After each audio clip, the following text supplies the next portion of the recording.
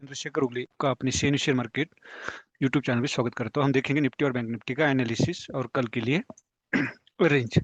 अगर हम याद देखेंगे आवरली चार्ट में निफ्टी ने तो आज अगर हम देखेंगे तो एक बुलिश कैंडल दी थी, फुल्ली बुलिश कैंडल, और उसके बाद एक इंडिसेसिव कैंडल दी और वहां से मार्केट फिर ऊपर गया ही नहीं।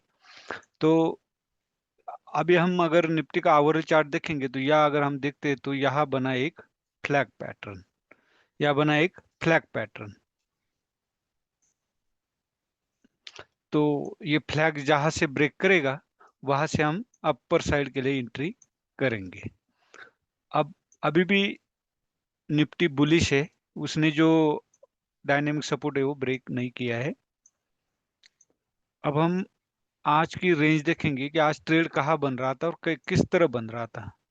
अगर हम बहुत बड़ी गैप अप के बाद अगर 30 मिनट की भी हम रेंज फॉलो करते हैं तो हमारा ट्रेड कहाँ बनता था, यहाँ पे अगर यहाँ हम देखेंगे तो यहाँ पे बनता था और यहाँ एक डोजी कैंडल दी थी और यहाँ क्या है, एक तरह का डबल सपोर्ट बना था।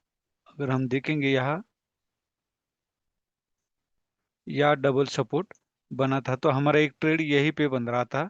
इसी कैंडल पे डोजी कैंडल बनी, डबल सपोर्ट लिया तो इसके ऊपर ही हम ट्रेड करते, क्योंकि ये ऊपर एक डिसेंडिंग ट्रेंड लाइन थी।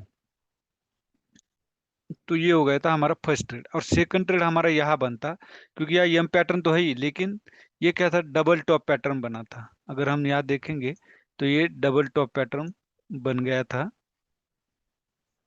तो यहाँ देख सकते हैं एक शूटिंग स्टार है और एक डोजी कैंडल, ये दो कैंडल कंफर्मेशन था। हम यहाँ पे बिंदास पुट ले सकते थे और एक बहुत बड़ी रैली हमें यहाँ मिली।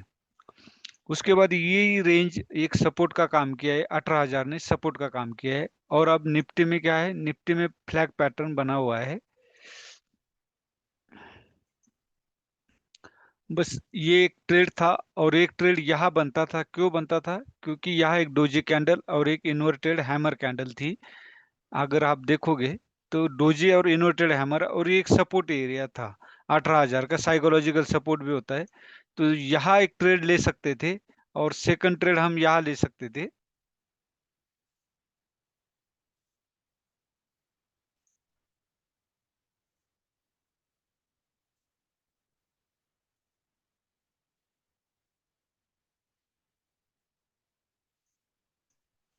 सेकंड ट्रेड हम इसके ऊपर भी ले सकते थे, क्योंकि ये भी एक सपोर्ट का काम कर रहा था। अगर हम यहाँ देखेंगे तो ये डायनेमिक सपोर्ट की लाइन थी।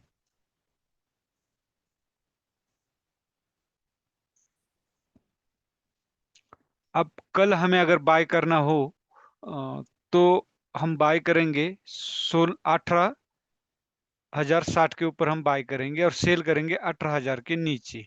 और 18,060 के ऊपर हमारा बहुत बड़ा टारगेट नहीं होगा, टारगेट तो होगा 18,104 का, ये टारगेट हमारा होगा सबसे पहले, क्योंकि ये एम पैटर्न बना था। तो ये एक तरह का अगर हम देखेंगे,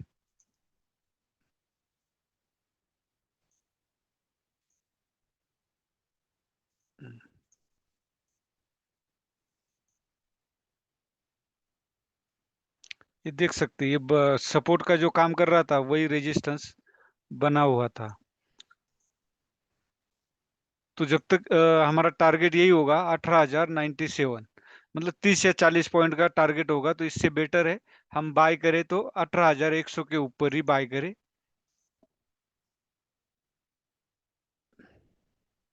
फ्लैग पैटर्न है इसलिए निफ्टी बुलिश है। तो हम बहुत अपर साइड ही ध्यान रखें।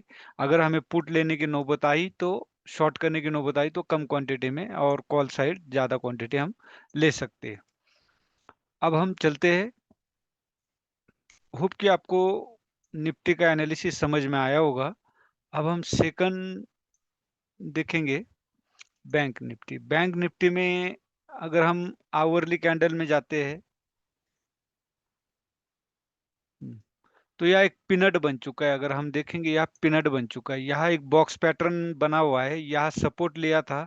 और कल मैंने जो हार्मोनिक पीआरजेड लगाया था, तो उसका जो रेंज था वो यही था, और यही से सपोर्ट लेकर के मार्केट ऊपर गया, बैंक निफ्टी ऊपर गई है।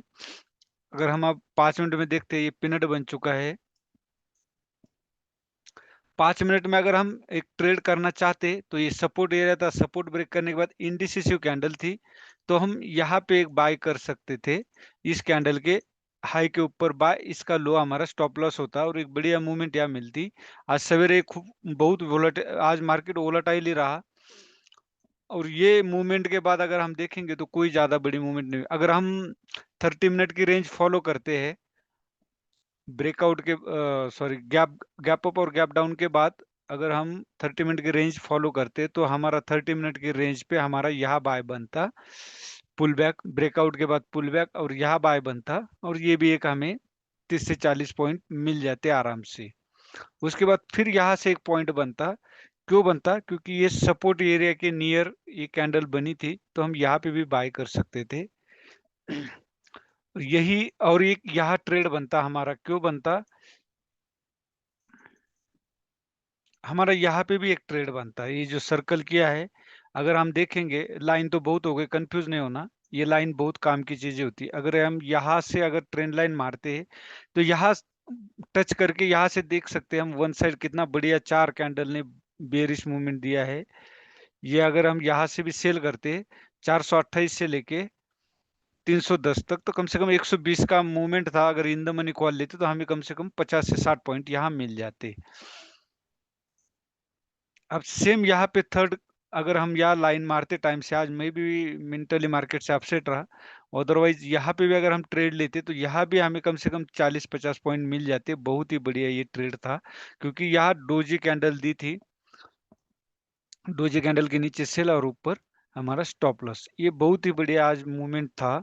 कम से कम 3-4 ट्रेड यहाँ बन रहे थे आज निफ्टी, बैंक निफ्टी में भी। अभी हमें अगर सेल करना हो तो ये सपोर्ट का काम कर रहा है 41,200, तो हम इसके नीचे सेल करेंगे, और बहुत बड़ा टारगेट नहीं होगा, 41,70 मतलब 130 पॉइंट का हमारा टारगेट होगा। और बाय जो है वो हमारा 41,500 के ऊपर बनेगा। तो उसका कारण रीजन भी यही है 41,500 के ऊपर बाय करने का, क्योंकि ये ट्रिपल टॉप बन चुका है, ट्रिपल टॉप। उसके बाद अगर हम देखेंगे तो ये पिनट बन चुका है, ये देख सकते हैं, यहाँ भी 4 टच किया हुआ है इस लाइन को। तो हम ये पूरा रेजिस्टेंस का काम करेंगे, तो यहाँ से अगर आप बाय भी करते हो तो आपका ज्यादा टारगेट नहीं होगा। तो हम 41,500 के ऊपर बाय करेंगे, तो 41,670 हमारा फर्स्ट टारगेट होगा, 170 पॉइंट का।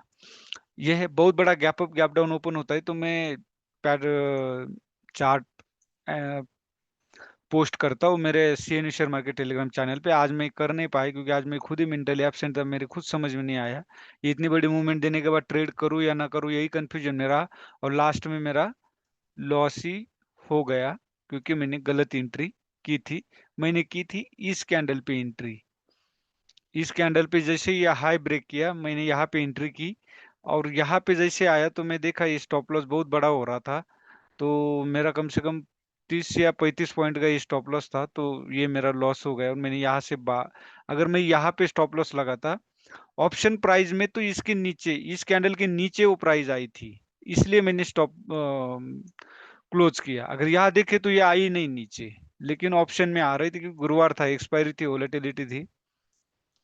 होप कि अभी आपको बैंक निफ्टी का भी एनालिसिस समझ में आया होगा। वीडियो अच्छा लगे तो लाइक करें, शेयर करें और सब्सक्राइब करें। जय हिंद।